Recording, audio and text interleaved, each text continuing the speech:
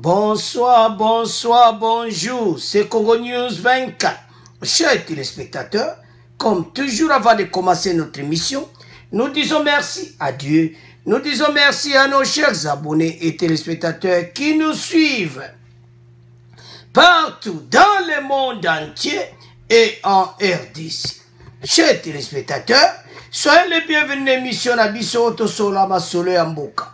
Alors, à la une, chers téléspectateurs, émission Lelo et ça n'a pas point mon spécial. Na point liboso, on va parler des montages financiers complexes.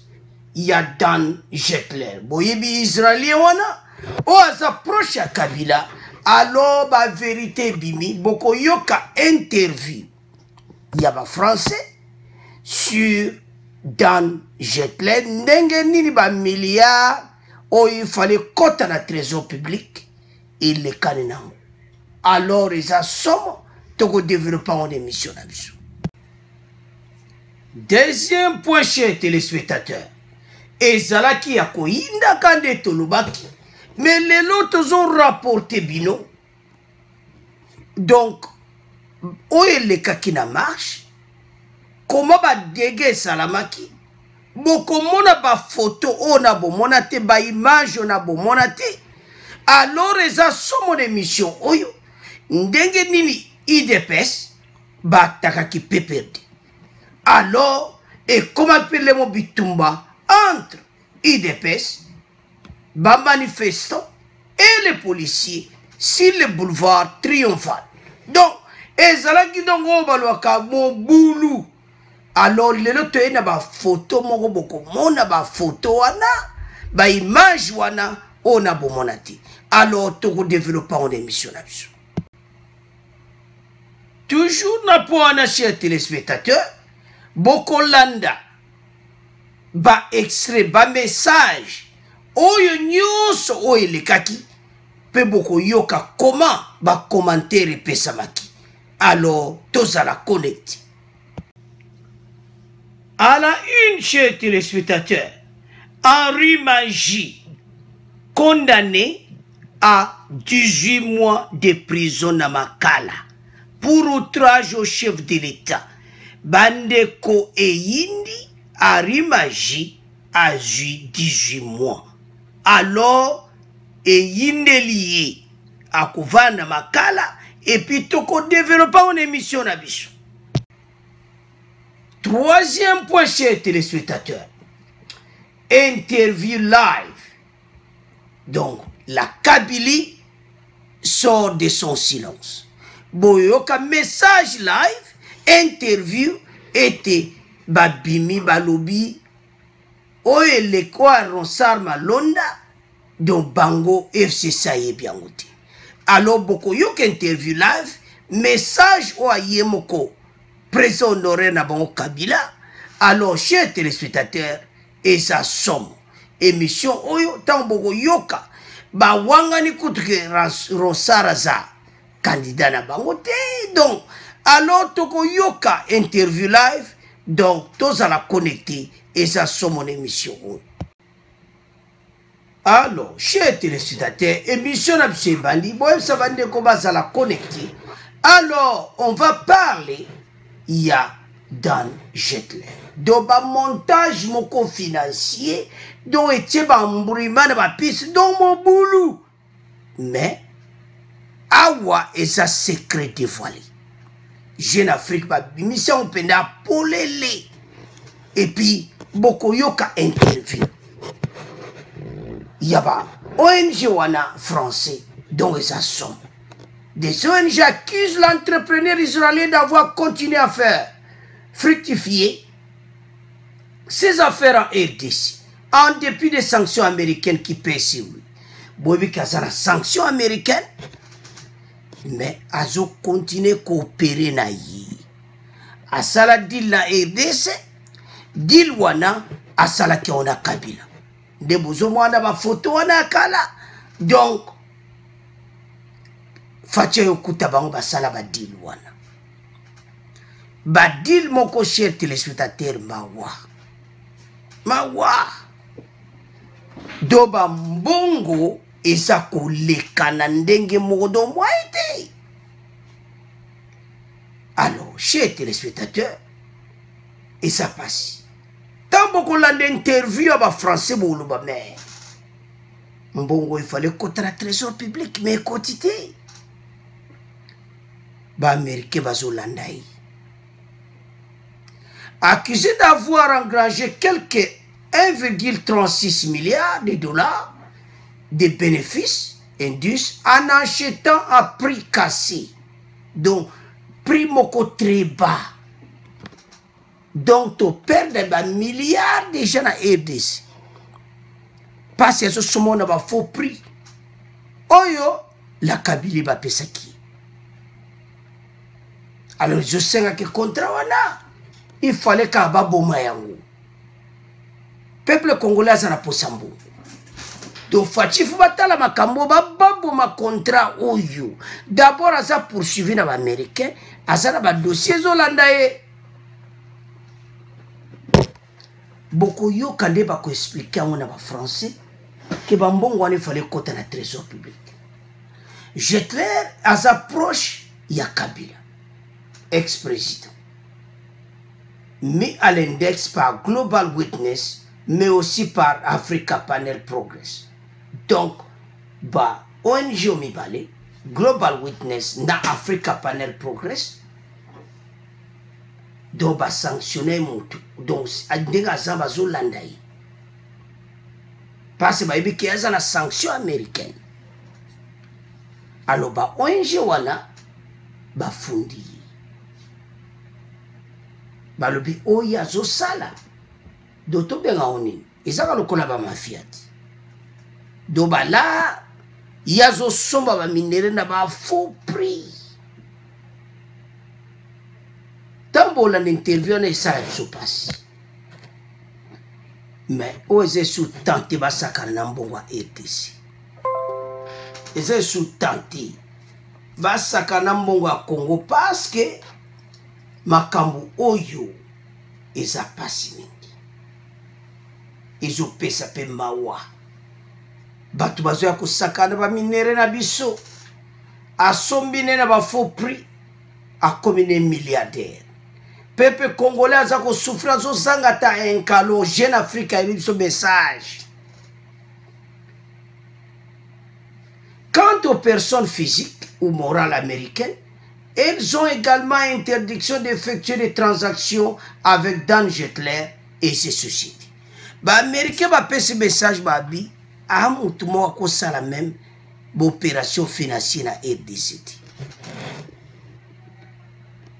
Théoriquement, les Israéliens et ses associés ne peuvent plus, non plus, utiliser le dollar américain. Bah, pétissé à utiliser mes dollars américains. Mais bah, bon, on est là, et de ces années, na dollar. Suivons chers téléspectateurs. Bah, tout oyo, bah, eko voima na mbongo na biso, mboka na biso. Tandis que biso moko tozane le côté. Au moins, comment mon thème m'a bé ancien régime, bozo préféré que Moutaboué va voir Manabango. Peuple congolais tika la nene ba souffrance. Ba souffrance mon coup de sol landi dans le bimé. Et ça passe. Namawa. Peuple congolais. Ba difficulté ba so courir nangocho so moni ba marche wala na ba photo chez téléspectateur o il ka ki na ba marche tabo mona ba auto tshela bio ba image to tshela bino na ba reportage bolo bane parce wana na bo mona oti et sur l'axe le peuple là ça na kanda mais tenu ko bebe sa pona toujours na pona alors ba Israélien ou ba yo sakana ba mbongo na biso ya moni peuple li kankamu ke peuple fâché ba be contre batu et pele ba milliards et keinango mais biso to luka mbongo alors to landa extrait oyo bon to continuer mission na biso est un homme d'affaires qui pendant 20 ans a construit son empire, sa richesse sur les ressources naturelles de la République démocratique du Congo. Que ce soit les diamants du Kasaï, le cuivre de Kolwezi ou le cobalt de Mutanda, il n'y a pas une région riche où Dan Gertler n'est pas passé. Dan Gertler s'est bâti son empire notamment grâce à sa proximité avec Joseph Kabila et son cercle restreint. Sa technique, c'était d'acheter des permis miniers à un prix très faible et de les revendre à un prix très élevé. C'est ce qui s'est passé par exemple pour la mine de Mutanda, qui est la plus grande mine du monde en cobalt, où il a racheté des parts en 2011 à environ 200 millions de dollars pour les revendre à Glencore en 2017 pour 1 milliard de dollars. Les États-Unis, parce que la question qu'on se pose, c'est comment quelqu'un comme Dan Gertler a pu... C'était la prochaine question que j'allais vous poser, parce qu'en lisant votre rapport, on apprend que cet homme est condamné par les Américains depuis 2017. Il lui est interdit d'utiliser le dollar, la monnaie des affaires, en RDC. Pourtant, il continue d'opérer dans le pays. Comment cette situation est-elle possible? Alors d'abord, si vous me permettez, je vais revenir sur la question des sanctions américaines qui ont donc été décidées contre lui en décembre 2017. Le Trésor américain a considéré que Dan Gertler s'était bâti son empire grâce à la corruption, à des marchés, à des contrats miniers opaques et corrompus, et a accusé M. Dan Gertler d'avoir fait perdre à la République démocratique du Congo seulement entre 2010 et 2012, donc 2 ans sur les 20 ans dans lesquels il a travaillé, plus de 1,36 milliard de dollars pour le Trésor congolais. 1,36 milliards de dollars, c'est le budget de la santé et le budget de l'éducation combinés multiplié par 2. Mais justement, vous parlez de sommes astronomiques. À qui profite cette manne financière? A priori, à Dan Gertler lui-même. Uniquement à lui. Et aux personnes qui sont dans son entourage. Qui sont les personnes dans son entourage, justement? Eh bien, il a été largement prouvé par de nombreux rapports précédents que c'est grâce à sa proximité avec l'ancien président du Congo, Joseph Kabila. Il y a d'ailleurs eu un ancien partenaire commercial de Dan Gertler qui aurait reconnu que Dan Gertler aurait versé plus de 100 millions de dollars de pots de vin au clan Kabila. Dan Gertler est-il Pardon, proche... 100 millions de dollars. 100 millions de dollars. Dan Gertler est-il proche de l'actuel gouvernement, de l'actuel chef de l'État congolais, Félix Tshisekedi? Malheureusement, c'est une question à laquelle je suis incapable de répondre. Le président Tshisekedi s'était engagé à lutter farouchement contre la corruption. Aujourd'hui, ce que notre rapport dévoile, c'est que malheureusement, il semblerait que Dan Gertler soit toujours en République démocratique du Congo, puisque suite aux sanctions américaines, il aurait replacé son empire, ses sociétés offshore, à Kinshasa, pour continuer à faire fluidifier son argent, continuer à faire des affaires et continuer à acquérir des permis miniers après les sanctions américaines et avant le départ de Joseph Kabila. En un mot, c'est business as usual pour Dan Gertler. Alors, chers téléspectateurs, nous avons suivi. Donc, commentaire pédé mingezate parce que l'Indien très bien. Bazo somba on a pris mon très bas. Do la Kabila sala biloko na tout. Fatia ya kuti bolandi pe parti wana. Nouveau président ya mondo ba masolo do kitokoti. Do ya sala ba masolo ba contrat sia. Na la Kabila. Ba milliards il fallait coter la trésor public. Mais ba mbon wana se trouver na maboka nani ya Israélien Dan Gertler. Azo sala ba faire ne comme ba faire normal. Problème est zaki. Pourquoi ba PC n'a pas prix il y a très bas. Et c'est le ko ba kene ko vérifie. Pourquoi prix moko très bas? Peut-être. Et ça l'ango très bas te. Mutuma zo joba retro commission wana. Nana zo joba retro commission wana. Parce que prix moko yasi. Nazo ndimate. Et zo on a clairement que yo zo parti, ngape na zo parti. Do kaboni ndengwana. Et comme kana système yo zo na ngape na zinanga. Bakangi biso yo wangananga ngape na wangani. Donc bongo RDC zo kenda ba marque wana nde ba kamera pe basalaki. Alors tala ba makamba boy. Chers téléspectateurs, toujours le Cambongo. Dans un rapport fouillé publié le 2 juillet 2020 on va publier comme Mikolo Oyo. L'ONG Global Witness et la plateforme protection des lanceurs d'alerte en Afrique, basées respectivement à Paris et à Londres, s'appuyant sur des investigations et des documents envoyés par des lanceurs d'alerte, détaillent les systèmes de contournement de ces sanctions, extrêmement élaborés, mis au point par Jetler et ses associés. Transfert d'actifs, dont Naba associé Jetler aurait domicilié à RDC la plupart des sociétés détenant des avoirs dans les pays. Donc, Asana va voir à Kosaka Nangoti. Oui, il faut avoir des taxes. Mais Bambongo est au Kendi Wapi. Parce que vous sa trésor public et Zamouké. Banane bazo joa commission wana. Peuple congolais, il faut ba yiba. Que bazo yiba. Ba minere pi. Ba minere zakakana. Oh, Lubumbashi, de partout na RDC. Azana ba société na Kivu. Na Kananga. Mbujimai. Lubumbashi. De partout na RDC. Azana ba société na. Bolandi wana na message wana. Nani azo bénéficier nango. À vous de commenter de comment le Canada des impôts. Alors, chers téléspectateurs, de combien de points il y a reportage yo au makamyo c'est le gars qui lobby. Oui, le gars qui les jeudi marche one. L'affrontement entre les manifestants et les policiers sur le boulevard Triomphal fait déjà des blessés. Et puis, tu peux pas koufaki. Il dépêche que tu vas gagner, alors sobe kankonde alongo. Mais, et loko est ça qui est très important. Ba sali peno bayo kaka. Donc, pe perde bayo ki moto. Nde bozo mona wana devant ba bureau à pe perde.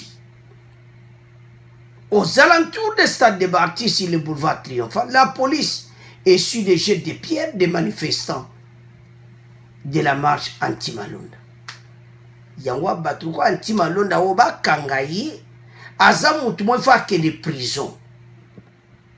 Parce que comme pe dossier mususu à part dossier ba funda ki usage de faut que dossier mususu il passe batu basuki batu ba kufi pora nini ye banba chai yango moni badeko et salami PPD FCC bakonko banga yomo la Kabili ba ekoloba boko yoka message na bango metoni ko pebisa pon wanati esa poasuka eza somo boyo ke interview ba wanga ni kutu ke bango ba Malonda ti bango watu bachaki Malonda ti, je m'excuse. Alors chers téléspectateurs, eza qui somo les tentatives d'intimidation au lacrymogène et d'encerclement de oignon sur base kotindika donc au base penako donc au cas des manifestants et a réussi de ba koti penako malgré intimidation à la police. La police tire à balles réelles plusieurs fois dans le ciel pour tenter de disperser. Alors chers téléspectateurs, ça qui sont Oba loba kake ezalaki ako yinda tant que nous savions et c'est yinda kinango. Alors chers téléspectateurs, Tolanda extrait Oyo bongo to continuer mission na biso. Règne ce soir sur plusieurs coins de Kinshasa qui étaient en ébullition. Cet avant-midi, des militants de l'UDPS et d'autres partis politiques ainsi que des membres de diverses organisations de la société civile ont marché ce jeudi et plusieurs se sont retrouvés devant le palais du peuple. C'était pour protester contre l'entérinement de Ronsard Malonda par l'Assemblée nationale comme président de la Commission électorale nationale indépendante. Paul Matendo nous dit ce qu'il en était à la mi-journée. Des centaines de manifestants sont partis tôt ce matin des différents coins de la ville de Kinshasa. Destination Palais du Peuple. Le premier groupe qui provenait délimiter scandait des chansons hostiles à l'endroit de l'ancien régime. Ce groupe a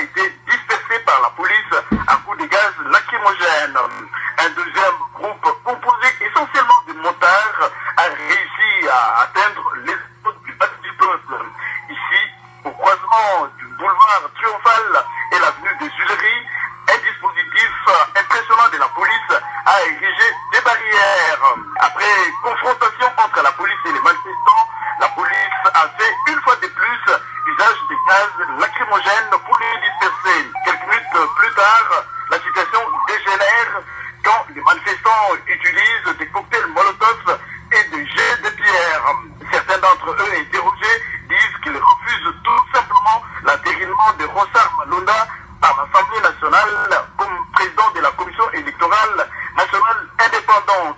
La police... Alors, chers téléspectateurs, ezalaki somme. Nde bozo mona wana, donc baza devant bureau ya PPRD, et puis sali tout.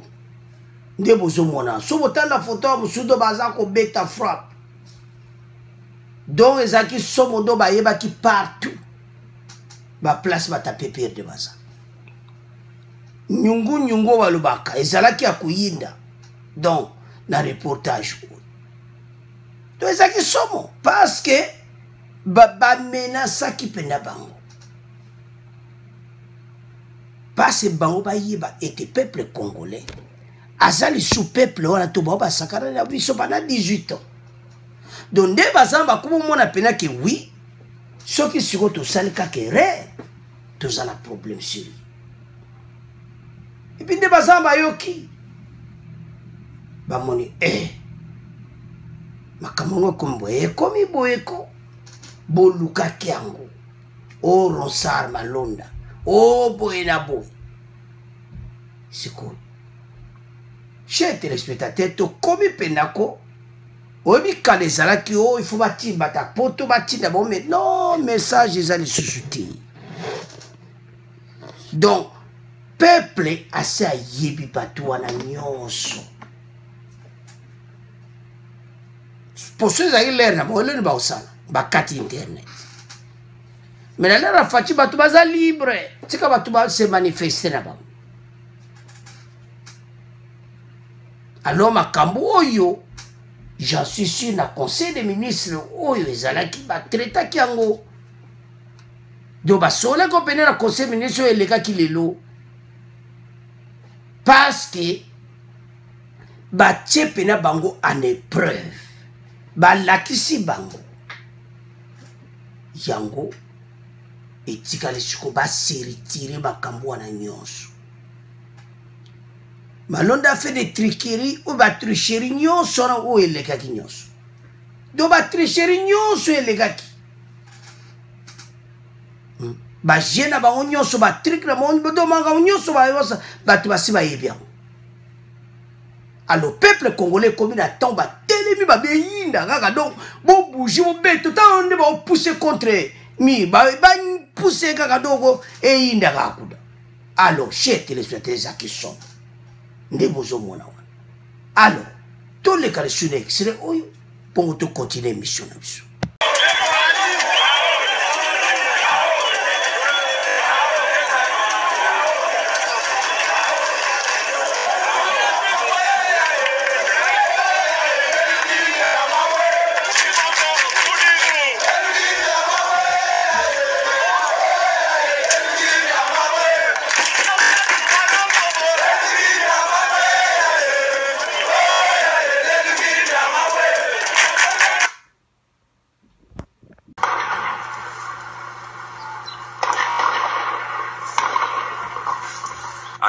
Ça, c'est une marée humaine qui a tout bravé pour se retrouver dans la rue. À Kipushi, les manifestants partis de la cité se rendaient au centre-ville, mais en ont été empêchés par la police à la hauteur de l'avenue Kaponda. Par contre, à Likasi, plusieurs sources renseignent que le confinement a été respecté.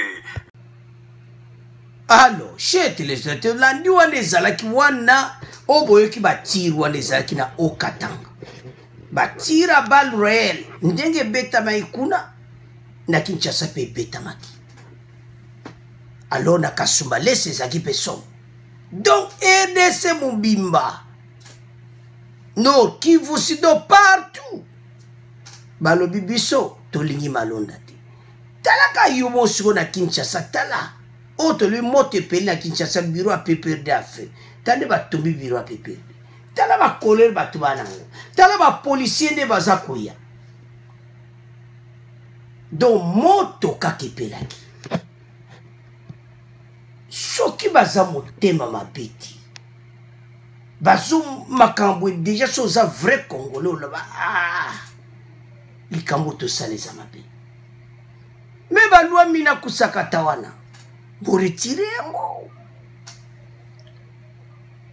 bozo mona pena que peuple aza na passe aza na souffrance na motema mais PPRD basana mawate. Beaucoup yo ka interview na bango. FCC bango bazo se défendre. Et ça bawa. Alors, chers téléspectateurs, peuple congolais, azali shooté ouanu bamba kokokosa. Tant ekoki, oyo bango il faut ba yebaki. Oyo tuba salaki, il faut ezongi la bango. Parce que bango tuba luki yango. Catholique aloba kango, que celui qui sème le vent récolte la tempête.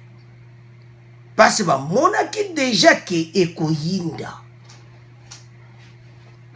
Oyi biso oza ma kawo we batwa na bazeka o mona bolo kwa ba yuma moko boyi. Soko batwa ba comprendre yo ikole ni sala. Peuple yo mona batwa ba kosi biso mingi, fatia yo fungo la biso miso.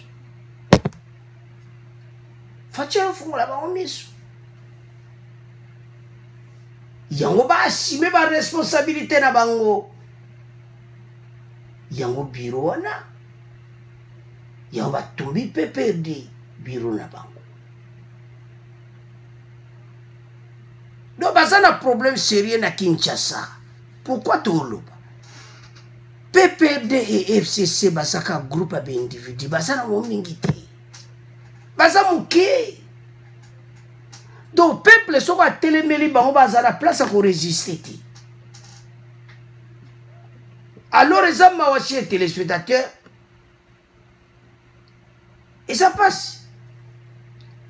Des crépitements, avec des balles, se font entendre, donc, des jeeps de la police ont été envoyés. Plusieurs ronds-points, Kimpoanza, Gabi, partout, aux environs zone d'échange. Tout ça sommes. Pour ça, ici, le véhicule a emprunté des routes secondaires. Donc, la voiture, comment changer ma balabala? Parce que ma coquille. Pour mon passé au peuple, il y a l'accident. Certains manifestants ont été blessés. La fumée des pneus s'entremêle à celle des gaz lacrymogènes. Bota la cabine de moko. Police a zobeta la gaz lacrymogène. Côté peuple a tombé bapini. Le bruit des manifestants aux sirènes de la police. La situation demeure entendue. Les transports en commun taxis et autres n'arrivent pas à accéder au pont Ngabi. Puisque les manifestants ont aussi leur tour barricadé les voies publiques. Bakangi kangi na banzela. Donc j'en suis sûr. Réunion où il faut faire au conseil des ministres. Bateau il faut comprendre qui et combien de temps il y a un peuple bizarre de société. Parce que bateau il y a un bâti. FCC c'est un adversaire. Est-ce que baza vraiment la coalition? Ils ont mawa. Les boutiques, les magasins, plusieurs autres activités commerciales, même des fortunes sont fermées. C'est dans la place assez interminable échange entre les forces de la police et les manifestants à Kinshasa. Donc, où est le gars qui na marche et tiki message beaucoup clair et pas na bango ete batika kosala kana batika kosaka na peuple et c'est sous tante batia biso biloko bamona biso ndenge wana ba eli biso ba force mo bodo ba makamutu ba yakana ngodo ba kuma suka suku et so pesa colère bon monde si batu pas pendant 18 ans. Ah peuple congolais.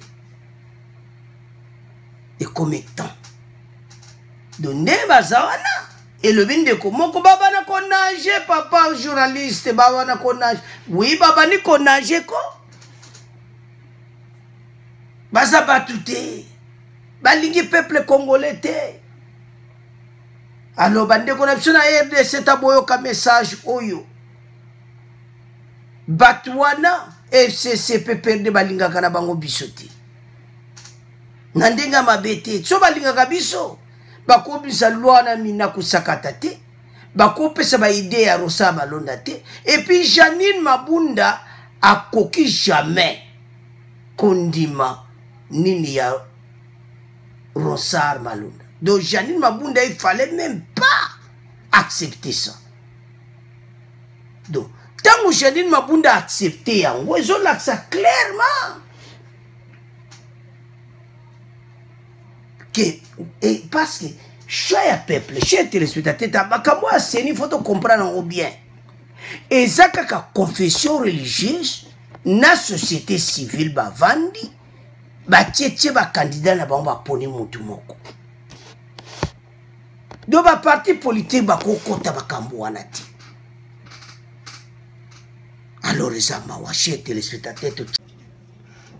Alors cher téléspectateur, comme il a point d'habitude ya rimagie boyebi kaka ba makelele ba désordre ba tia alors eyindeli ndeto koloba azui 18 o ba lobaka 18 mois do inane 6 mois ba makelele lekaki eyindeli.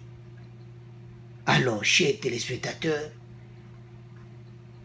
o bazai ko benga béret rouge o ba béret rouge babimi ekufa basakana kana mokonzi te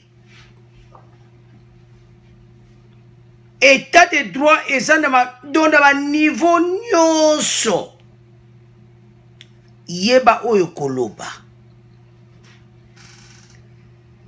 Alors chers téléspectateurs eza somo Arimaji Waloufetu, le coordonnateur adjoint en charge de la communication au sein de la Ligue des jeunes du Parti du Peuple pour la reconstruction et la démocratie PPRD, condamné à 18 mois d'emprisonnement pour outrage au chef de l'État. Et ça sort. Oui, mais tant que vous avez la campagne, vous avez la bango. Asolo amaloba moko penda me ayeba kite ki bayokaki ba makambo ebele donc azata na place okimela te tango bakangaki andimaki te aza obimaka boye na bagazeka bakange balogoti ne mbala moko président makala. Alors, tout ça l'état de droit, il fallait que bayokai. Pourquoi ça koloba bongo? Et puis il avait accepté d'autres faits. Awangane mususu te passe ba prévisalaki. PPRD babani ko sentir. Tant que l'on que c'est yindi, tant que l'on makambo ko yinde la yo. Arima janti makita. Kande mona tunda ministre de justice. Bandi makite. O yeme ya kubikisa. Yeme ya bikisio. Yeme ya bimission na prison. Yeme ya bimisiete. E yinde liye. Donc deka zawana azoliambala eza mawashi téléspectateur comment va comportement oyo bazanango Arimaji la deuxième personnalité de la Ligue des jeunes de PPRD avait été placée en détention préventive le 16 mai dernier. Arimaji était illustré par des attaques contre les chefs de l'État. Répondant à l'IDPS, question, il affirmait que l'actuel chef de l'État n'a jamais gagné les élections. Selon lui, si le chef de l'État actuel est au pouvoir, pour la volonté de son prédécesseur Joseph Kabila, qui est l'autorité morale. Boyokango, Azeko Loba, que Fatiba Ponaki était. bino bobo zoloba yango bokeba donc ndenga zamba laksi yango yo zoloba metala siko preuve yango fatia gaya kite azana problème sérieux donc na ba procès verbal yaza oloba ete fatima pona kite peuple pona kite yo pende ko nanga quelque part oloba kango keba ba vérité yango il est arrêté azoloma loma be contre le chef de l'état oyo mutu mota loba biloko ndengo benji public alors a eu une année et 6 mois après manano kula lo lemo ona ta ko bima akanga pango na fungula pona libela eyeli ngai Arimagé, la première personne du PPRD a été écrouée par la justice. Son jugement tombe au moment où la relation entre FCC et Cash, les décollations au pouvoir, ils ont un problème. Donc, à un moment où ils ont un problème sérieux. Alors, chers téléspectateurs, ils ont mérité en haut. Vous vous souvenez de Facebook, Béret Rouge, et comme Béret Nini, Béret Makala. Donc, Béret Rouge et comme Béret Makala. Azoliambala. Bandeko nangai. L'État basakana kana eti. Bakonji basakana kana bangote. Et surtout boba sa musala solo. Sakana na bakonji ono basala mba avanti ba yako benda balikonda. Wana baso ba olo bada eza normal. Mais président ou ayi ko vantsa masolo. Oh le état de droit l'Obama. Tanto tika majiko. Oui que bato baluka ba problème. Ndega zaza na problème sérieux. Akebete la ba viene ba porte kuna na prison. Kaka bwa komba la moko. Nani wana? Oh. Vieux caméra zanga magie. Ah, petit magie. Boni ko petit nanga vieux winga mystique mobulu. Nini sus? Ah. Veka nga mobulu nga pene inelinga. Donc, na ina ne 6 mois na zo beta 18 mois. Ora loe mabe pour la chef de l'État. Ah. Petit nanga talaka nga vieux no naza. Yokutu ina ne 6 mois mais nga no beta bena 20 ans. Arimajali bo vieux na comprendre ayo ayaweza makamali konda. Mengana loba ikaka. Wa masolo yesko na veka na kata prison. Doma watro.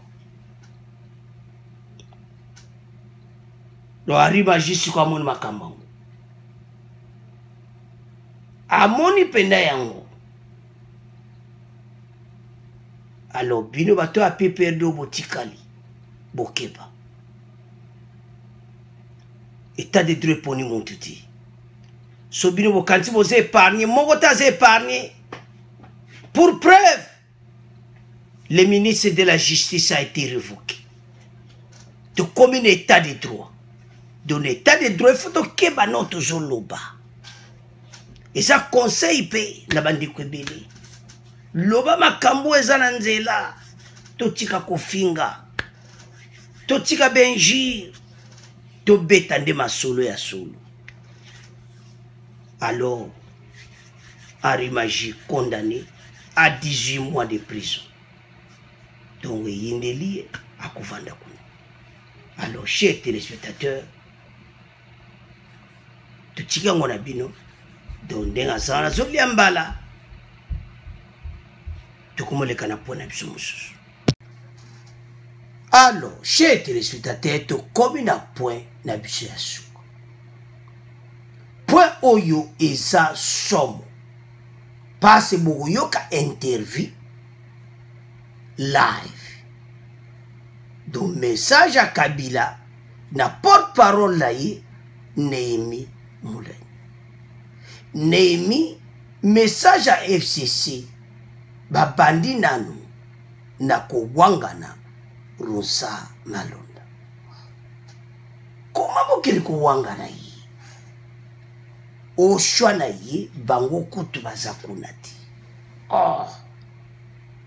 me babenge dauphin ya nanga so babenga mutu dauphin ya nanga ilaksini nana tiaki nanga c'est Kabila mutu atiaki nanga do Kabila na bato ne mayele siliba bazo ebelo ni basala ti bamoni moto epeli balobi ke Rosar balonda bango kutu bayebi yango ti le mot intérim oyo batie ye na Janine Mabunda bango makambo wana bayebi ti mponi bozokosa biso bino boyebi te bongo lwami na kusakata boko wanga nango ekoma su wanga na wanga na yo non na marco le suti oyo komita oyo bino bozwa leçon la rigueur est s'appliquer au moins que beaucoup a shooté. Nous avons souffert au tomboli musabinozo lobake oyo peuple o bazo salo ba dégâts nyoso ba osala oyo basala teko bino bolukaki yango boye la batu Rosar Malonda. Quand Janine Mabunda a accepté ça, pourquoi Kabila Pixakiti? Tant que loi mina kusakata baaki nango, pourquoi vous loi qui te botia votre misalwa wanati? Ça c'est voir comment vous vous akulinga bisote. Peuple a continué à souffrir boité. Nous sommes là. Peuple à Zawana. Il fallait bino boité peuple. Yangota on a talaka front commun pour le Congo. Ce n'est pas le front commun pour le Congo. C'est le front commun pour Nabino Moko. Bakop Nabino. Boya bobe na ba dollar na l'Assemblée nationale. Boya bo salara bokena. Mais peuple congolais tika la ko souffrir. Alors, chers téléspectateurs, Tolanda. Extrait Oyo. Bon, on continue mission à mission. Ronsard Malonda, comme président de la CENI, vous l'avez suivi, est à la base d'une tension et révolte à travers le territoire national. Les forces politiques et la société civile estiment que Malonda n'est pas la personne qu'il faut pour diriger la CENI et qu'il faille d'abord procéder à la réforme électorale. Qu'en pense le Front commun pour le Congo, qui jusque-là ne s'exprime pas sur le sujet? Tentative de réponse avec son coordonnateur Néhémie Wilania Wilonja, son entretien avec Billy Van Tumba. Monsieur Néhémie Wilania, bonjour. Les forces politiques et ceux de la société civile manifestent leur révolte quant à la désignation de M. Ronsard Malonda comme président de la CENI. Et Malonda est cité comme la personne soutenue par le FCC. Confirmez-vous le soutien du FCC à Ronsard Malonda? Le dossier Ronsard ne concerne nullement le Front commun pour le Congo. Et c'est le contraire qui aurait pu d'ailleurs étonner.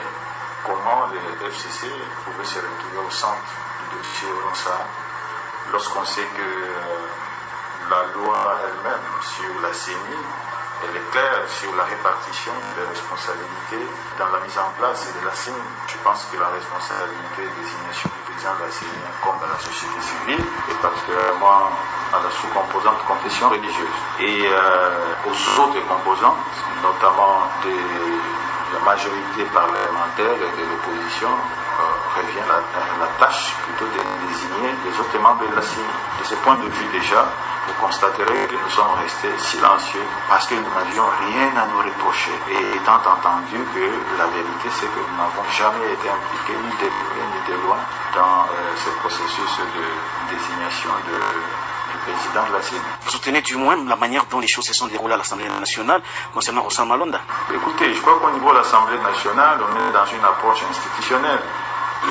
D'abord, la proposition, c'est ce qui est prescrit par la loi organique sur la CENI. La proposition vient de la société civile, particulièrement de confessions religieuses. Et l'Assemblée nationale n'a qu'un rôle d'entérinement. Je pense que les mots ont leur sens. Je n'étais pas personnellement à la plénière ce jour-là, et je suppose qu'un débat a été ouvert, et au terme de ce débat, dans toute lucidité, les parlementaires ont assumé leur part de responsabilité en termes d'entériner, pas de juger de l'action qui aura été menée par les confessions religieuses. Je pense que ici, la démarche était restrictive à partir du moment où les compétences qui sont reconnues à l'Assemblée nationale, ce sont des compétences d'entérinement. Et de la même manière qu'au niveau du président de la République, ce sont des compétences d'investiture. Quoi, le vrai challenge en termes de débat et l'opportunité de telle ou telle candidature et sa justesse,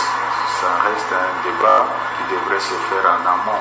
Mais compte tenu du désordre et de la tension autour de cette désignation, n'entrevoyez-vous pas aussi qu'il faudrait un peu surseoir à ce processus? Nous ne sommes pour rien du tout. Nous attendons plutôt fermement la part qui nous revient, qui revient donc aux forces politiques dans la mise en place de la CENI. Et donc, je parle de ce qui nous est légitime.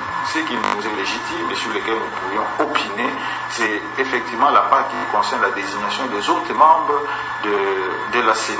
Et je suis d'ailleurs étonné du risque que certaines forces politiques ont pris, n'est-ce pas, en se prononçant ouvertement sur cette question du président de la CENI, alors qu'ils sont partie prenante dans le processus pour la suite. Parce que j'imagine qu'une telle interférence peut appeler réciprocité. Est-ce qu'on peut comprendre que demain, l'autre composant, la société civile, puisse interférer aussi dans les choix des autres membres de la CENI, les choix qui sera fait par les forces politiques? Les problèmes se posent lorsqu'on commence, n'est-ce pas, à mettre tout cela sur la tête des autres parties prenantes au processus non concernés par la première étape, par ici le Fonds commun pour le Congo. Ce processus, selon maintenant les informations qui sont mises à la disposition du public, aurait commencé depuis l'année passée et serait parti de 26 candidats. De 2 candidats jusqu'à la désignation de la personne, on n'a jamais parlé du Fonds commun pour le Congo. C'est quand seulement un non-sort qu'on parle du Fonds commun pour le Congo. Il y a quand même une obligation de rectitude, une obligation de cohérence. Je suis désolé, mais je me dois non seulement de regretter cela, mais de le dénoncer. Ça ne semble pas juste. Parmi les autres revendications, c'est l'exigence de procéder d'abord aux réformes de la loi électorale et de l'audit de la CENI. Êtes-vous aussi partant pour cela? Nous ne sommes pas juges de ces processus-là et nous n'avons pas une opinion à émettre quant à ceux. Donc autant s'il fallait aller sur les chemins de réforme et qu'au niveau institutionnel, la mécanique était déclenchée, mais nous étions prêts à pouvoir débattre de ça. S'il fallait aller dans le sens de débattre du rapport de la CENI, nous en tant que force politique, nous étions déjà prêts, n'est-ce pas, à en débattre. Et donc, en tant que famille politique, nous sommes prêts à affronter tous ces défis, y compris les défis de réforme. Monsieur Némi Mwilanya, merci. Alors, chez téléspectateurs, boyo qui porte-parole à Kabila wana, ezamawa. Parce que désignation ya Malonda, ibango bazo wangana me bango ba yebiango. Parce que bazo sala ba jena bango, siko ba Congolais ba yebi kesa ba jena bango. Ça n'est pas aucun été. Parce que et là bazo sengani ba parti pour ba il faut pas ça là au dimoko il y a CENI d'abord. Pourquoi zo banga odi? Parce que bango tout ba kotanga ba na kati et bele ba kanga bango bambonga ba machine à vote. Il y a marqué la façon dont va somba ba machine wana. Donc odi penako il y a CENI mais ça somme il y a bazo banga. Ba lui basana odi wana après ba pona. Réforme à CENI fait salama. Parce que CENI ali boso wana ezalaki CENI. Wana ezalaki un groupe d'individus bazo pona ba député. Donc ils ont sonné. Et maintenant, Néhémie, ils ont battu une question à Audi. Ils ont mis à côté de l'école. Bon, ça va responsable, bon dimanche. yango tozotuna eske coalition yango soma bato bana tina nango te Néhémie bo répondre ba congolais o bino bosala lelo bozo regretter ndenge PPRD ba pelisi bino moto oso batangi ka FCC me ba bino batu boyina ba makambo nyonso boyeli batu désordre bato mission na bango ezalaka kotia bakal epai ya président Félix. Quelle coalition oyo toza ensemble bamosusu bazotia baninga bakal? Problème ya odi ya seni nde bolandi na interview wana baza kobanga. Chez téléspectateur eza somo so babanika na nanga bokoyoka kuna bakitele bakangi ko yango bazo kobanga na état de droit sur place ndeni bashiraki mbongo wana ya seni ndeni basoma bapare wana yokutaki kori Rosar Malonda kuna na exécutif ayosala bamasolo bayela bato lisusu mutandenge wana pour ceux qui bino boyebi candidature neti pourquoi bo réagissaki ti? Chers téléspectateurs, s'ils ne savaient pas ça, pourquoi balobaki te? Baya balobaki voilà Rosar Malonda en tout cas boyebisa mutu na bango Janine Mabunda qui a accepté yango te.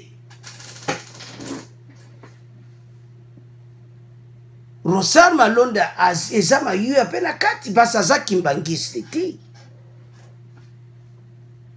Ba confession religieuse bazo monango clair ti.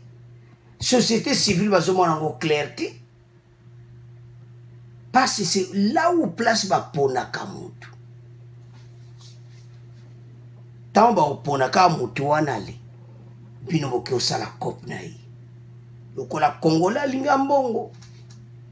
Chers téléspectateurs, makambo senio eza pena capital. Parce que ceux qui peuple congolais a sali erreur au père de tout.